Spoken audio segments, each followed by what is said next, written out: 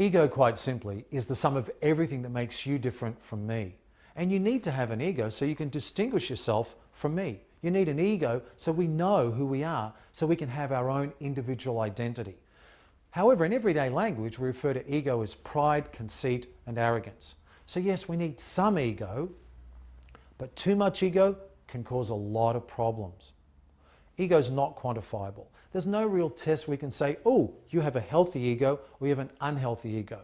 We can only sort of look at the way you act and the way you behave and say your ego's become unhealthy because it's destroying your life or destroying the life of the people around you.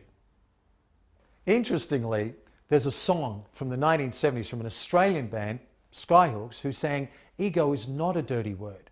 If you did not have an ego, you would be just like the rest. So a person that on the outside has a huge ego will often be narcissistic, and that's driven by the deeper belief that they're not good enough.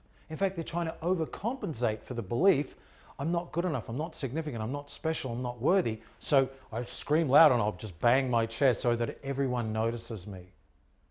Because ego often leads to narcissism, which is selfishness and instant gratification, there's a great chance that a person that's highly egotistical and highly narcissistic will cheat because I don't care what effect my behavior has on you, I'm just going to care about my own desires and my own needs and satisfying myself. Have you noticed all the rap and hip hop people who wear big gold chains and make these grand gestures and wear their pants down really low? Why?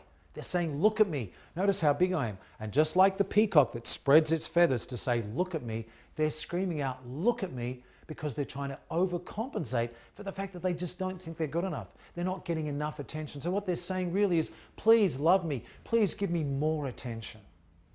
An unhealthy ego, an overinflated ego, is first and foremost caused by the entourage that surrounds powerful people and celebrities so that they keep telling them, oh, you're so good, you're the best, you're amazing, you're wonderful, everyone loves you, we're going to worship you, we're going to adore you, and that leads to an overinflated ego where the person starts to believe that he's supernatural, he's superior, he's better than everyone else, and he loses his connection to his own humility and to the everyday man.